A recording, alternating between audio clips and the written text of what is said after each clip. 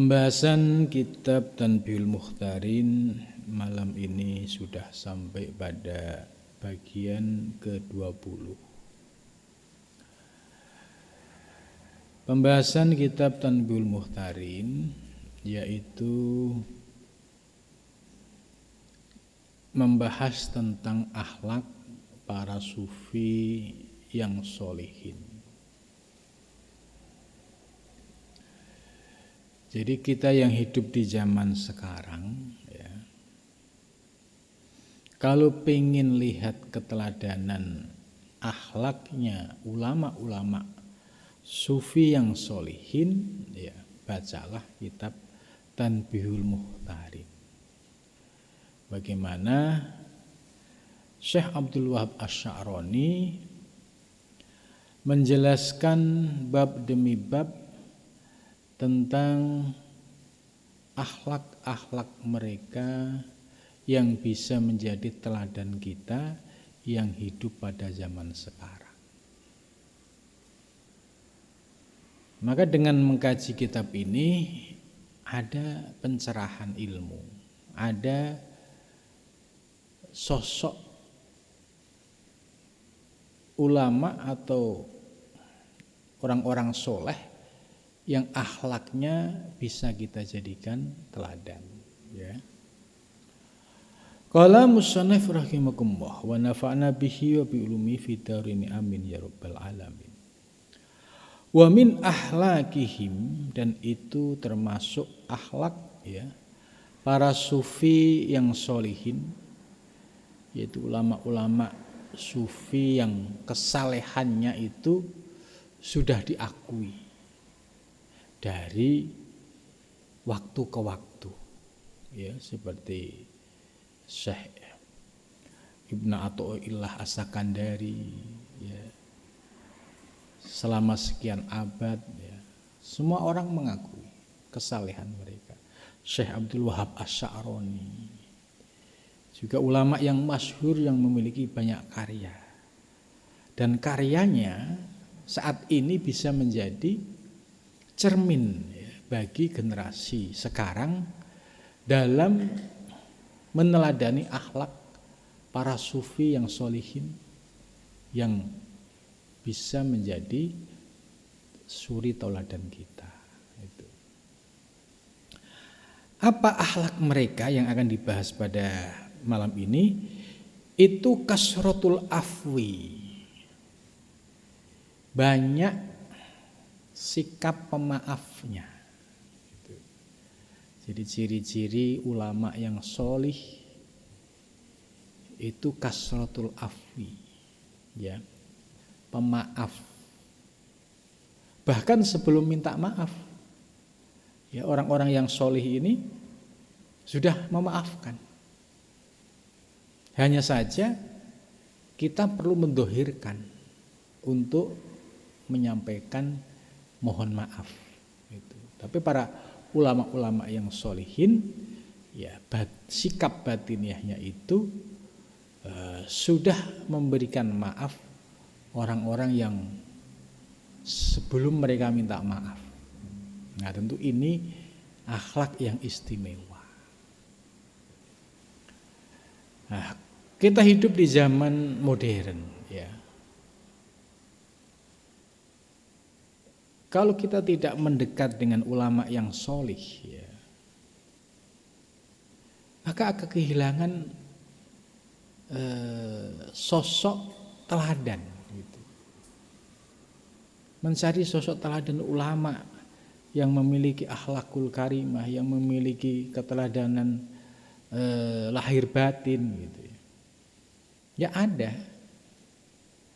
ya, di sini kita diberikan peta ya, oleh Syekh Abdul Wahab Asy-Sya'rani. Ini loh akhlaknya orang-orang ulama soleh. Kalau kalian atau kita bisa mengikuti, mengamalkan apa yang disampaikan oleh mu'alif, yaitu berkaitan dengan akhlak para orang-orang soleh terdahulu, ya pasti kita akan bisa mengikuti jejak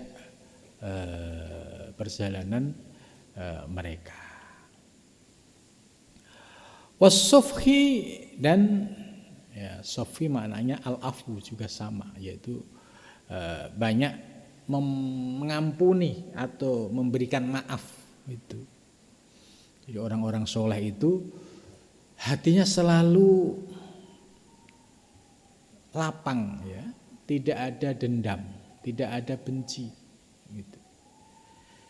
Ya, misalkan dikecewakan orang, yang mengecewakan itu sudah dimaafkan, ya, sebelum minta maaf. Nah, ini akhlak orang-orang soleh terdahulu. Apakah mungkin kita bisa mengamalkan ajaran ini di zaman sekarang? Ya, tentu bisa. Ya, semua kembali kepada pribadi masing-masing. Kalau ajaran memberikan maaf kepada orang sebelum minta maaf, kalau kita bisa mengamalkan, ini istimewa. Ini akhlaknya orang-orang soleh. Sehingga hati ini bersih, nggak ada benci, nggak ada dendam. Nah, kalau orang yang dia dalam hatinya ada benci dendam, ya pasti ada hukut. Tadi hukut itu dendam dan sulit untuk memaafkan. Nah, kalau dendam dia berusaha untuk membalas. Nah, ini sudah jatuh pada tipu daya iblis. Nah, kalau kita mengikuti ulama salafus sholih, ya jadilah pemaaf, orang yang legowo, orang yang jembar atini, ya. Orang yang hatinya bersih, nggak ada benci, nggak ada dendam, semua dimaafkan. Gitu. Nah, ini kalau bisa seperti ini istimewa. Nah, ciri-ciri kalau ada orang yang bisa berakhlak seperti ini, itu tanda-tanda mereka adalah orang-orang yang hatinya bersih, nggak ada benci, nggak ada dendam. Yang ada hanya cinta dan memaafkan. Angkuliman, dari setiap orang. Jadi memaafkan terhadap, ya, kepada siapapun. Ada yang telah menyakiti siapa, manhum kepada mereka. Jadi terhadap orang yang menyakiti mereka, baik dengan cara verbal, ya, ucapan, cacian, makian, bulian, gitu. Bahkan di zaman sekarang, ya, ada cara untuk menyakiti orang itu sekarang sudah menjadi semakin canggih, ya. Yaitu ngomentari dengan komentar yang menyakitkan. Ini termasuk ada. Atau membuli, atau memframing negatif. Ya, ulama-ulama zaman sekarang ini ujiannya juga agak berat. Orang-orang awam yang tidak ngerti permasalahan apa-apa, kemudian ada yang memframing negatif, terus ikut-ikutan, mereka tidak tahu permasalahan yang sebenarnya, akhirnya ikut mencaci maki ulama. Nah, ini di zaman sekarang, ya, ujian ulama itu, ya, melalui ujian medsos gitu.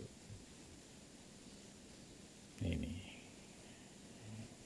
Atau disakiti secara fisik, ya, zaman periode Mekah, ya, Nabi itu tidak hanya disakiti secara verbal, ya, oleh kafir Quraisy, ya, dibuli, dicaci, dimaki, disumpahin, ya, dihina. Semua itu sudah dirasakan oleh Nabi Muhammad SAW. Bahkan termasuk kekerasan fisik. Ya, Nabi dilempar batu, dilempar kotoran unta. Bahkan ketika Taif, ya, di Taif, Nabi itu dihujani batu. Itu. Oleh siapa? Mereka. Yaitu orang-orang kafir Quraisy. Itu.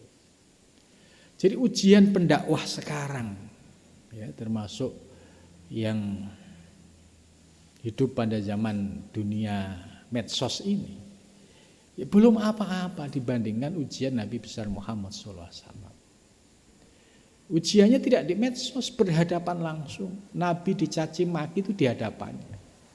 Dihina, direndahkan, itu di hadapan Nabi. Bahkan dilemparin onta, kotoran onta, dilemparin batu, itu berhadapan. Walaupun demikian, Nabi ternyata sang pemaaf. Gitu. Jadi ulama soleh, ulama-ulama sufi yang solihin, kenapa mereka kasratul afi? Karena mengikuti akhlak Nabi besar Muhammad Sallallahu Alaihi Wasallam. Ya, kan Nabi ya ketika di Mekah ada yang suka meludahi Nabi. Ini kan ya penghinaan yang luar biasa. Tapi Nabi nggak ada sedikit pun rasa benci, rasa dendam. Bahkan ketika suatu hari tidak ada orangnya, dicari, ya ternyata sakit. Nabi membawa ya oleh-oleh ya dibawa ke orang tersebut. Nah ini kan akhlak yang sangat mulia. Diludahin tapi datang ketika orang tersebut sakit ya dengan membawa makanan dan tidak ada sedikit dendam. Begitu juga ketika Nabi dihujanin batu di Taif ya, ketika ingin keluar dari Taif harus melalui ya pagar manusia kiri kanan dan semua megang batu, Nabi disuruh lewat. Ya, Nabi sebagai manusia biasa ya pasti terluka, pasti berdarah. Dan berdarah-darah ya, seluruh jubah Nabi itu terkena darah. Nah, ketika para malaikat menyampaikan kepada Nabi, wahai Nabi, izinkan saya untuk membalas mereka. Gunung Taif saya runtuhkan pun bisa. Apa jawaban Nabi? Jangan. Gitu. Ya, mungkin mereka belum tahu. Bahkan Nabi mendoakan, Allah maghfir, ya Allah ampunilah ya, li qaumi kepada kaumku. Fa innahum la ya'lamun, karena sesungguhnya mereka tidak tahu. Dan Nabi juga menjawab, mungkin sekarang mereka tidak beriman, tapi anak cucu mereka nanti akan beriman. Nah inilah teladan akhlak mulia Nabi besar Muhammad SAW. Kemudian dipraktikkan oleh ulama sufi yang solihin. Itulah kita hidup di zaman sekarang sebagai followernya. Kita tidak mengidolakan artis atau siapapun, tidak. Ya, cukup kita mengidolakan ulama-ulama sufi yang solihin yang akhlaknya bisa mengikuti akhlak Nabi besar Muhammad SAW. Kita cukup menjadi followernya. Kalau kita menjadi followernya, paling tidak bisa mengikuti akhlak dan sikap yang mulia para ulama sufi solihin yang juga mengikuti akhlak yang mulia Nabi besar Muhammad Sallallahu Alaihi Wasallam. Nah di sini pentingnya ngaji. Oh akhirnya kita menemukan keteladanan. Oh ya ternyata ulama-ulama sufi terdahulu luar biasa akhlaknya. Ya begitu juga ya Nabi besar Muhammad Sallallahu Alaihi Wasallam itu. Bidorbin, mereka menyakiti sebab bidorbin dengan memukul. Ya. Nah, tadi sudah saya sampaikan Nabi ini merasakan penderitaan itu sudah komplit. Ya. Dicaci, dibully itu ulama-ulama zaman sekarang ya belum sampai tahapan itu. Bahkan bidorbin dengan pukulan Nabi sudah merasakan. Au ahtimalin atau diambil hartanya. Au wukuin atau jatuh fi irdin dalam kehormatan atau direndahkan martabatnya. Au nahwi dzalik atau ya seperti yang lainnya. tahallukon, ya, yaitu dengan cara berakhlak bi akhlaki Rasulillah sallallahu alaihi wasallam, dengan mengikuti akhlak Rasulullah sallallahu alaihi wasallam. Jadi akhirnya kita bisa tahu bahwa para sufi yang sholihin berakhlak yang mulia dalam keadaan disakiti, ya, baik secara baik dengan ucapan, ya, dengan tindakan, itu pun tetap memaafkan, tidak ada dendam sedikit pun. Itulah ajaran Nabi besar Muhammad sallallahu alaihi wasallam. Nah, bagaimana dengan kita? Nah, mungkin kita tidak bisa seideal akhlaknya Nabi. Kita juga tidak bisa seideal akhlaknya para sufi sholihin. Paling tidak ngerti, ya. Mereka para sufi, para ulama soleh itu kasratul afwi, pemaaf. Misalnya ada orang yang menyakiti kita terus minta maaf, ya sudah dimaafkan. Jangan pakai dendam dan jangan pakai mengancam. Ini bukan akhlak orang-orang soleh. Fa'innahu maka sesungguhnya kana ada siapa Nabi sallallahu alaihi wasallam, la yang takimu tidak membalas siapa Nabi linafsihi bagi dirinya. Jadi Nabi kalau direndahkan harkat martabat pribadinya itu enggak membalas. Begitu juga Sayyidina Ali, ya, karamallahu wajhah, itu juga sama. Ketika yang dihina itu dirinya, itu tidak membalas. Kan ada kisah Sayyidina Ali ketika duel, ya, dengan salah seorang pimpinan kafir Quraisy. Terus posisi lawan itu sudah posisi, ya, tinggal nebas aja gitu. Kan dulu perangnya itu kan pakai pedang gitu. Jadi posisi lawan, ya, Sayyidina Ali itu sudah dalam posisi lemah dan tinggal, ya, menggores, ya, menebas, itu sudah selesai. Tapi akhlaknya Sayyidina Ali luar biasa. Ketika posisi itu, ya, tokoh kafir Quraisy tersebut meludahin muka Sayyidina Ali. Lah, akhirnya dilepas oleh Sayyidina Ali, tidak jadi dibunuh. Terus setelah itu ditanya, kenapa Sayyidina Ali? Itu kan sudah jelas musuh, ya, posisinya mengancam, ya, kenapa sudah diludahin kok malah dilepas? Nah, Sayyidina Ali menjawab, mereka meludahin diri saya gitu. Kalau meludahin diri saya, ya itu urusannya dengan saya. Tapi kalau dia menghina agama Allah, maka saya yang akan menebas. Jadi Sayyidina Ali, ya, bisa memilah berkaitan dengan pembelaan diri dan pembelaan terhadap agama. Kalau yang dihina diri, ya, tidak akan memberikan perlawanan yang setimpal. Tapi kalau yang dihina adalah Islam, maka Sayyidina Ali menjadi orang yang paling keras, ya, terhadap mereka, ya, orang-orang yang memusuhi Islam. Begitu juga Nabi di sini. La yantaqimu li nafsihi. Ya, Nabi tidak pernah membalas. Ya, contoh ketika Nabi pertama kali mendapatkan wahyu, itu kan celaan, cacian, makian dari masyarakat kafir Quraisy Arab itu kan luar biasa. Ya, itu dihina, dianggap gila, dianggap semacam-macam, komplit gitu. Karena yang dihina dirinya Nabi enggak marah. Gitu.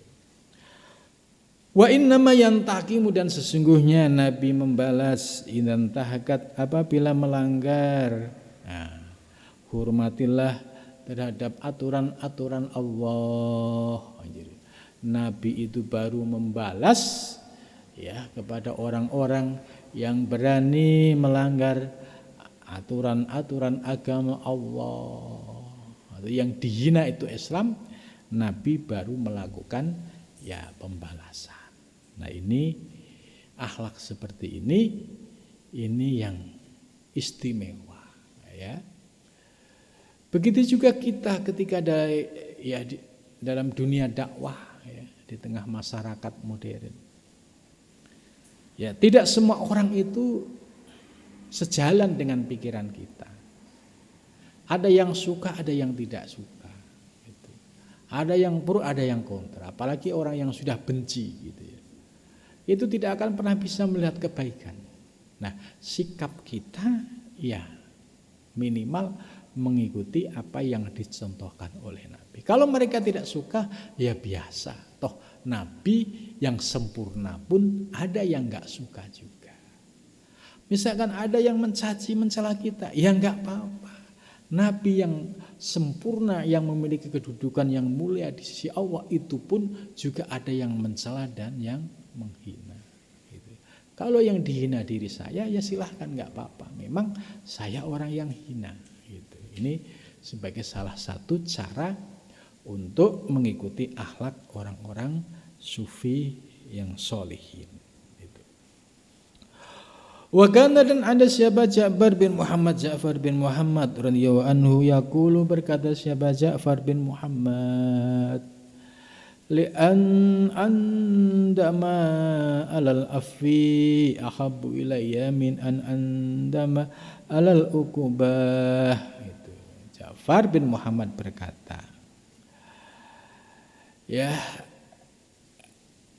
sesungguhnya bersikap pemaaf ya alal afi itu ahabbu, lebih aku senangi, ilaya kepadaku, daripada melakukan sebuah pembalasan. Gitu. Ini menurut Ja'far bin Muhammad. Jadi sikap memberikan maaf ya kepada orang yang mencaci kita, menghina kita, merendahkan kita, itu lebih aku cintai tinimbang memberikan balasan. Ya, balasan ya seperti ya ucapan dibalas ucapan itu misalnya, atau dia berupaya untuk balas dendam gitu. Ini menurut Ja'far bin Muhammad, ya sikap alal afi, memberikan maaf, itu lebih mulia dibandingkan alal ukubah. Ukubah itu ya melakukan perhitungan. Ya dia nempeleng ya gantian tempeleng gitu. Dia mencaci ya kita balas mencaci. Nah ini ternyata bukan akhlak orang-orang yang soleh. Kalau keburukan dilawan dengan keburukan. Wa kana Qatim al-Asam radhiyallahu anhu, dan ada siapa Qatim al-Asam radhiyallahu anhu yaqul, berkata siapa Qatim al-Asam, min adami insafika antab ghoda nas idza asu rabbahu. Ya. Termasuk tidak adanya keadilan ya di dalam dirimu, yaitu kamu marah kepada manusia ketika mereka maksiat kepada Tuhannya. At-tabghadan nas idza asurabbahu. Dan jangan kamu marah nafsaka pada dirimu idza istah, ketika kamu maksiat robbaha pada Tuhannya. Nah, ini kalimat kritik ya. Ini kritik yang sering dilakukan banyak orang. Kalau ada orang melihat kemaksiatan, ya melihat orang berbuat maksiat, itu mereka paling keras sekali. Ya, keras itu ya maksudnya ya melakukan apa itu perlawanan gitu, terhadap orang-orang yang melakukan kemaksiatan. Dia keras terhadap orang-orang yang melakukan kemaksiatan. Tapi ini dikritik ya. Orang ini tidak pernah marah pada dirinya di saat dirinya bermaksiat kepada Tuhannya. Ini namanya min adami insafika. Tidak ada keadilan kejujuran di dalam dirimu. Pada saat melihat orang lain maksiat, kamu caci, ya. Kamu maki, kamu musuhi, tapi kamu tidak pernah marah terhadap dirimu sendiri pada saat melakukan kemaksiatan kepada Allah Subhanahu wa ta'ala. Nah, ini kejujuran yang hakiki ini penting. Banyak orang yang nampak secara formalitas ya saleh gitu ya. Ya, demo tempat-tempat kemaksiatan gitu. Tapi di sisi lain suatu saat dia melakukan kemaksiatan tidak pernah marah gitu. Nah, ini yang disebut min adam insafika. Aneh. Ketika ada orang lain maksiat kamu keras, tapi kamu tidak pernah keras terhadap dirimu sendiri pada saat dirimu melakukan kemaksiatan. Nah, ini sebagai otokritik ya, orang-orang yang suka ngurusin kemaksiatan orang lain sampai dengan marah-marah, sementara dirinya pada saat melakukan kemaksiatan tidak pernah dimarahin. Gitu. Nah, ini sebagai otokritik kita. Mafhum muwafaqah dan mukhalafahnya berarti kita lebih baik marah dengan diri sendiri pada saat melakukan sebuah kemaksiatan, tapi pada saat orang lain melakukan kemaksiatan jadikan sebagai ibrah, pelajaran, kemudian sebagai ya tadi cermin ya, mudah-mudahan saya dijauhkan dari Allah dari segala perbuatan kemaksiatan. Qultu ya, mu'alif berkata, al-muradu yang dimaksud bi buhdil insani nafsahu, yaitu dengan marahnya manusia terhadap dirinya, mu'aqabatuha, maka jadi maksudnya marahnya seseorang terhadap dirinya ketika melakukan sebuah kemaksiatan itu mu'aqabatuha bilju, langsung dibalas dengan tindakan-tindakan yang nyata. Contoh biljui dengan lapar, berarti ya dengan puasa. Misalnya dia kemarin maksiat, entah melihat sesuatu gitu, kemudian dia terbawa arus nafsunya, setelah dia sadar akhirnya menghukum dirinya dengan cara puasa.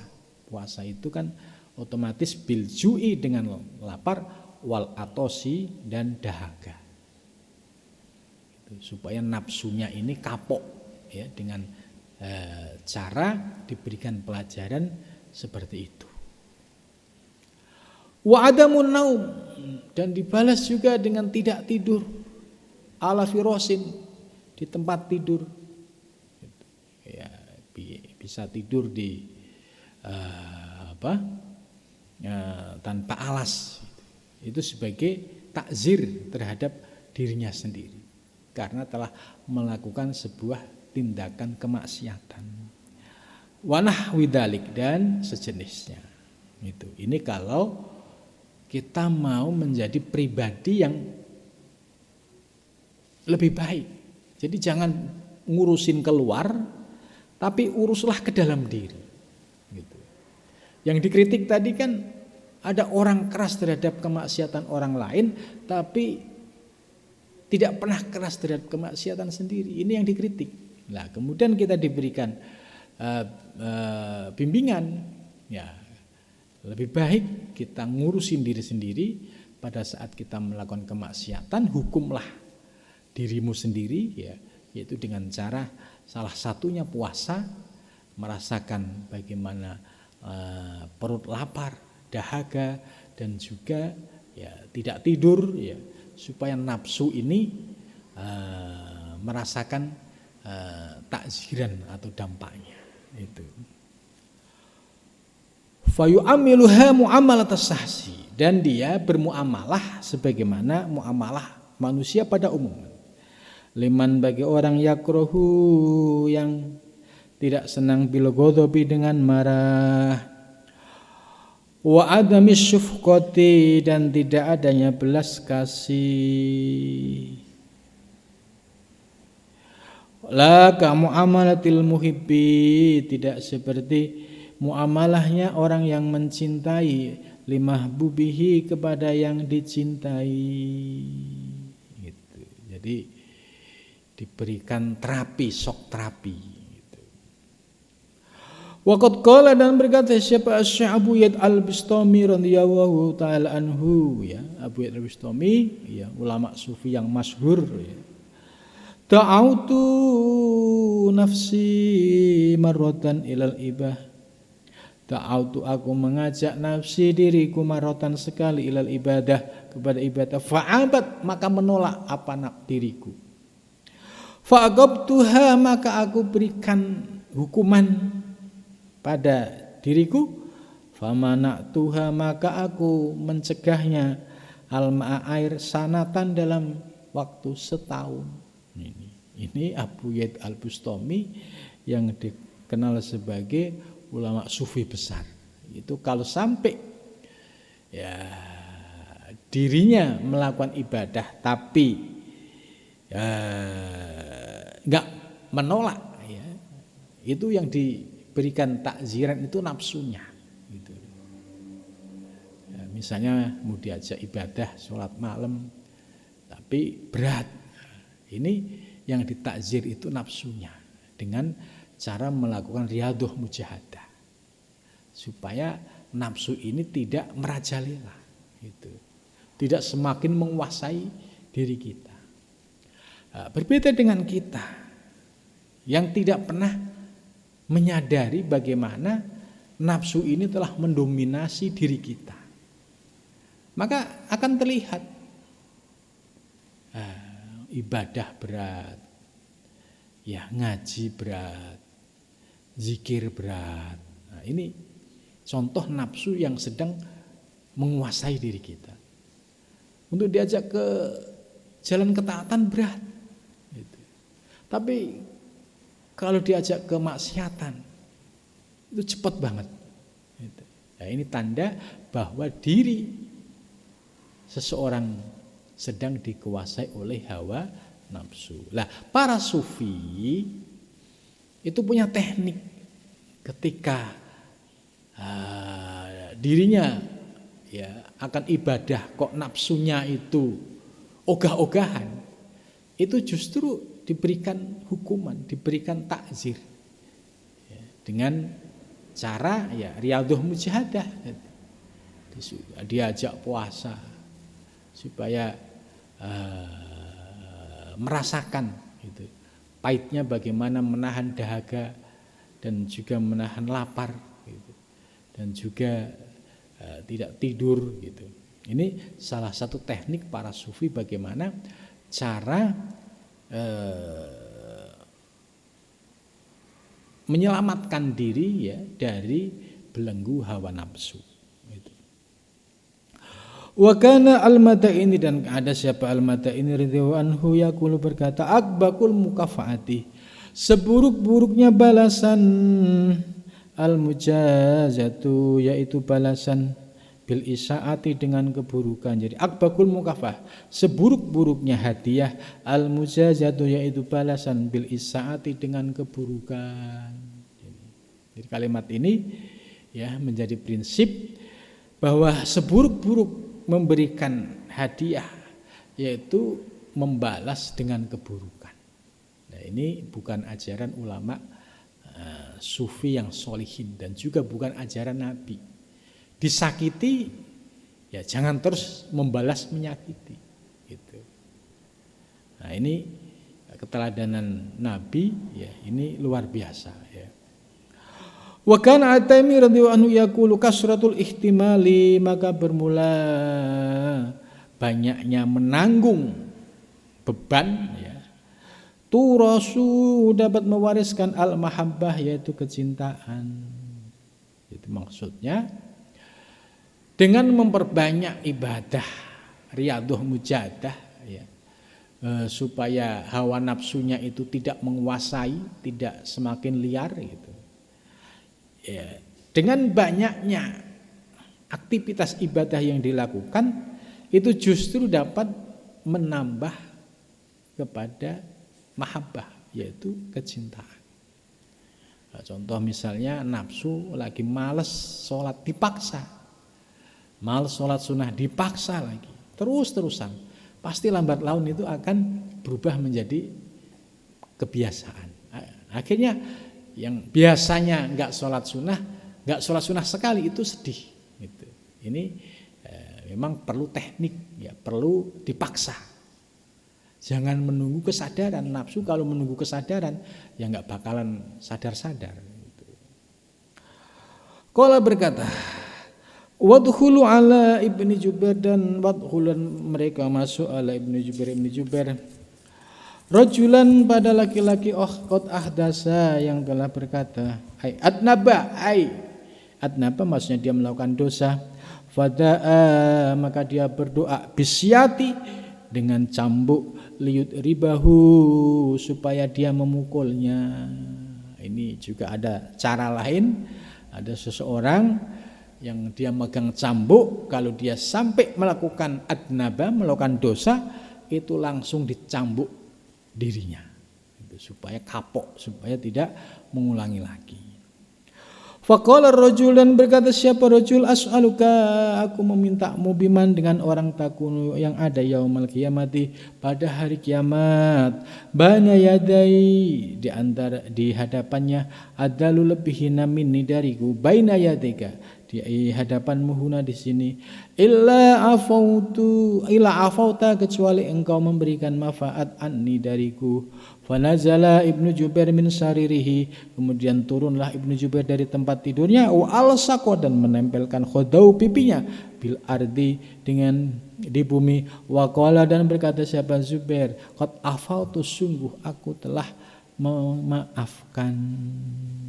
Gitu. Jadi ya ini ada kisah Ibnu Jubair, ada orang yang perlu dimaafkan ya, kemudian akhirnya minta maaf, terus Ibnu Jubair menyatakan qad afautu.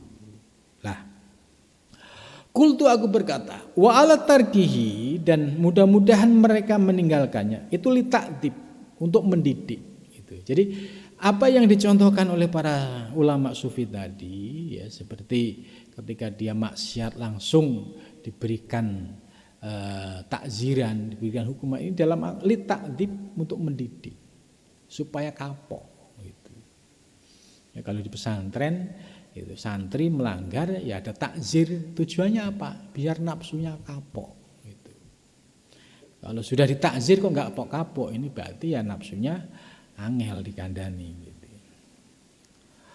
Kemudian selanjutnya wa kadzalika balahna anil Imam Ahmad lamma duroba wa kana yaqulu wa madza ala rajulin ala yu'adhibu ahadun bisyababi wa kana Ka'ab al-Ahbar, dan ada siapa Ka'ab al-Ahbar radhiyallahu anhu yaqulu berkata siapa Ka'ab al-Ahbar. Ini penutupan ya. Man barang siapa, sobaro yang sabar siapa, man ala ada imro'atihi atas disakiti istrinya ya, gitu. A'tahu maka Allah memberinya, a'tahu maka memberinya siapa Allah Ta'ala minal ajri dari pahala, ma sesuatu a'ta yang memberikan siapa Allah Ayyuba pada Nabi Ayub alaihi salatu wassalam. Ya, ini menurut Ka'ab bin Ahbar, barang siapa yang tahan disakiti oleh istrinya, ya, maka Allah akan memberikan pahala sebagaimana pahala yang diberikan oleh Allah kepada Nabi Ayub. Itu maka ada obrolan kalau pengen cepat jadi wali, ya carilah istri yang ala adam ro'atihi, yang selalu menyakiti baik lisannya maupun hal-hal lainnya. Gitu. Terus berikutnya waman dan siapapun, sekarang kebalikannya, waman dan siapapun perempuan sobarot yang sabar, siapa perempuan ala ada zaujiha atas disakiti suaminya, ialah kepadanya a'toha wahu maka Allah memberi kepadanya minal ajri dari pahala misluma a'to misluma u'tiya sebagaimana diberikan Asyah bintu Muzahim, yaitu Asyah bintu Muzahim, yaitu istrinya zaujatu Fir'aun, ya. Itu apa yang disampaikan oleh Ka'ab bin Ahbar ini, ya, ini sebagai ilmu bagi kita dalam mensikapi segala persoalan yang datang di hadapan kita, ya. Bagi yang berumah tangga, ya, di sini tadi man sabara ala timratihi, kalau kok dia bisa sabar dengan, ya, istilahnya perilaku istri yang buruk, ya, baik buruk ucapannya, kelakuannya macam-macam, kok bisa sabar menghadapi seperti itu, maka akan diberikan pahala sebagaimana Nabi Ayub. Jadi artinya, ya, proses menjadi wali lebih cepat kalau dia bisa sabar dengan kelakuan istri yang menyakitkan. Begitu sebaliknya, seorang istri yang bisa sabar atas perilaku suaminya, ya, maka Allah akan memberikan pahala sebagaimana pahala yang diberikan kepada Asyah, yaitu zaujatu Fir'aun, yang dia bisa sabar menghadapi suaminya yang mengaku sebagai Tuhan. Itu, ya. Wa'lam bisawab, ya, cukup pembahasan pada malam ini. Mudah-mudahan apa yang disampaikan oleh mu'alif dalam kitab ini bisa menjadi guidance, pedoman bagi kita, ya, yang hidup di zaman modern ini. Kalau kita tidak ngaji, ya, membahas akhlakul karimah Nabi dan orang-orang soleh, ya, kita mau mengikuti akhlaknya siapa lagi, gitu. Mudah-mudahan kita diberikan kekuatan bisa mengamalkan, amin ya robbal alamin.